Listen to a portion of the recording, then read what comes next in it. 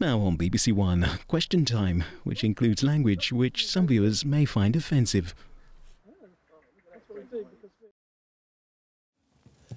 Tonight we're in Dulwich, and welcome to Question Time.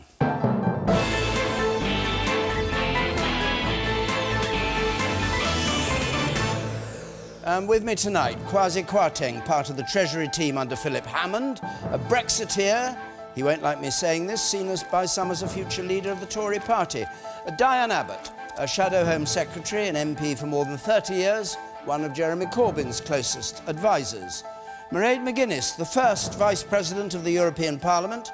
Since 2017, she's been in that job, an MEP for the Irish Fine Gael party since 2004.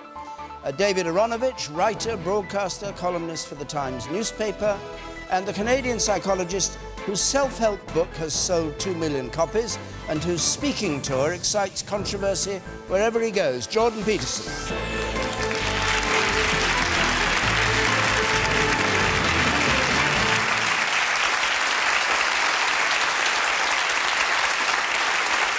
Good. Thank you very much. Thank you very much. And as ever on Question Time, if you're watching at home, you can be part of the argument. We're on Facebook, Twitter, Instagram. Our hashtag is #BBCQT. Now, let's have our first question, which comes from Kate Putnam, please. Should stronger use of stop and search powers be employed to tackle our current knife crime epidemic? Well, as we know, there's an appalling spate of knife crime in London and other big cities. Should stronger use of stop and search help? Jordan Peterson.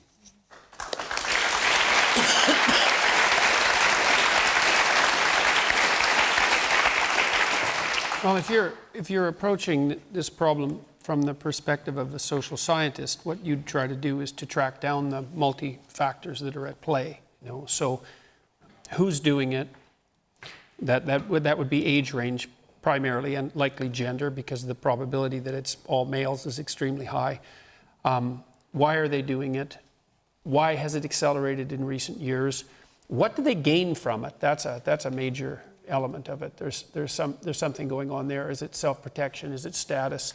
And so you want to do a causal analysis of the problem, and then you can target the solution properly. And the problem with like stop and search, for example, and this has already been touched upon, is that these are low probability events, so you end up stopping and searching a far larger number of people than are ever going to be involved in any crime, and then that produces side effects like accusations of racism or perhaps actual racism. We've seen that sort of thing happen in New York and in Toronto when stop and search and that, and analogs of that were attempted to be implemented.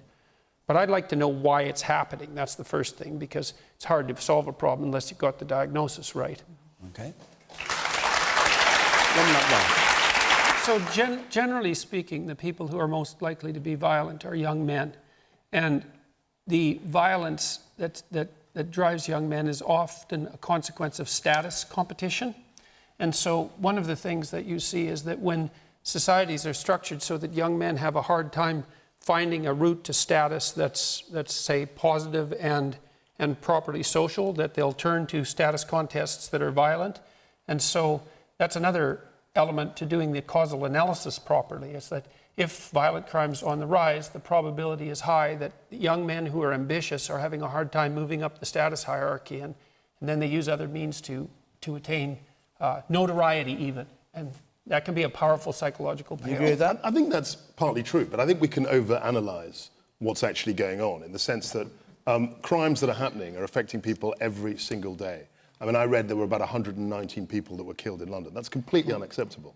And to say that it'll take a generation, as the mayor, or 10 years, as the mayor was suggesting, I think is really defeatist. I think if you look around the world, if you look at Glasgow, as Diane mentioned, good policing, good policy, locally driven, we've got police and crime commissioners, locally, they can solve things. I mean, Rudy Giuliani didn't come to New York as the mayor and say, it'll take me 25 years to deal with crime. Kwasi, he dealt with it in a relatively short time. It took 10 years in Glasgow. I don't think that's how long it took. They started their programme in 2005. And it wasn't obvious. It wasn't obvious why crime fell in New York. Like, it's fallen quite precipitously across North America. Broadly, I do not think it is an acceptable thing for a politician to say it'll take a generation. What do you make of the point that Jordan made, that it's ambition frustrated by lack of opportunity? I think there are a huge number of reasons why people... What about that particular reason I think there is a plausibility to it. I think that's completely right. I think people feel safer, they feel stronger, they feel a sense of worth, perhaps, sometimes. But I don't think that getting into sociological reasons is actually going to solve the problem as effectively as people would like to see on the street. Well, there is something useful to say about punishment. Harshness actually doesn't seem to be much of a deterrent because people don't think they'll get caught. But likelihood of punishment is a deterrent. So if you can increase the probability that people who do engage in these crimes are definitely caught and prosecuted, so people know that they're not going to get away with it, that actually does have an effect on reduction of crime. When that's about policing and resources. Resources, and you're back to But it's very easy to say